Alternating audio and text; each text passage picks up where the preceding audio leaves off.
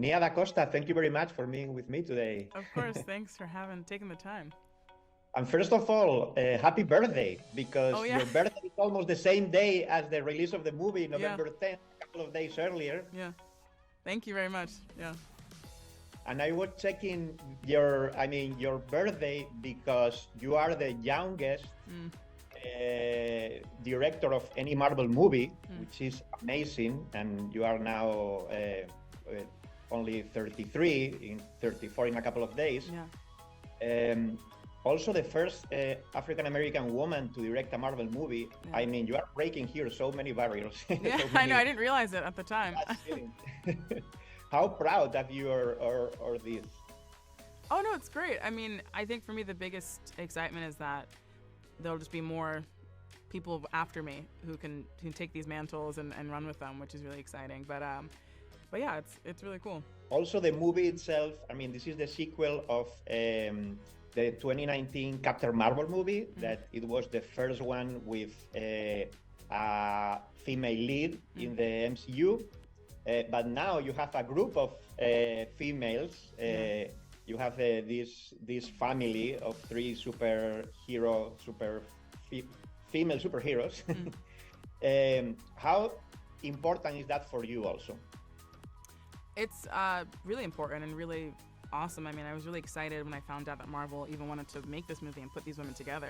Because I think initially I thought Captain Marvel 2 was just going to be Captain Marvel, and we're getting more. I thought it might be her in Boston, hearing more of her Boston accent, seeing more of her life, on Earth. But putting these three women together was so exciting, and also creating a dynamic where you see them sort of become a family, become a sort of team, was really exciting to me. So I was really happy that I got to do it. And obviously we have Brie Larson back in the in the role of Captain Marvel, but we have two new characters, Miss Marvel and also Captain Monica Rambeau.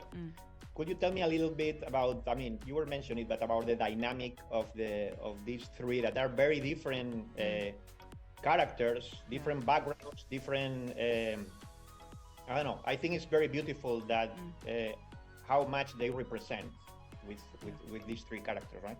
Yeah, it's great. What was really exciting to me about them was like they all have the things that they're trying to overcome. Carol has been doing this for a long time, and she feels like she has the weight of the universe on her shoulders. Monica's dealing with grief, not just the loss of her mother, but also Carol having to leave to do, what she has to do across the universe. And Kamala just having gotten her powers, trying to balance like family and being a teenager who's in high school. And I think them all overcoming those issues is deeply connected to them all connecting and becoming more of a unit and becoming a family in a way. So that was the story that really excited me about this film. And I understand, I mean, that this is pretty much your movie because you directed, but you were also, you wrote it. I mean, co-wrote I'm it. one of the writers. Yeah, I'm one of the writers. Yeah. So, what do you think is the most important thing that you brought to this project, to this movie?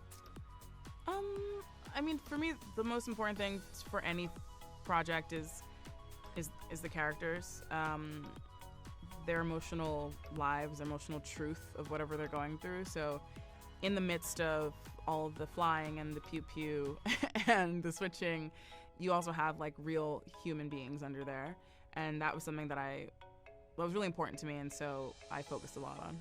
And I mean, you directed Candyman with working with Jordan Peele, but I would say, I mean, Marvel movies are huge. Might be the biggest projects that are there in terms of films in the studio system. So, was this very different from your previous work? And was there like more pressure? Where were the challenges there? Yeah, it's much bigger, and with a bigger size, you also have more structures, a different sort of system, a different process, but also a lot more support. And a lot more crew and a lot more equipment, which is also amazing. So that was the biggest thing, just adjusting to that bigger sort of world.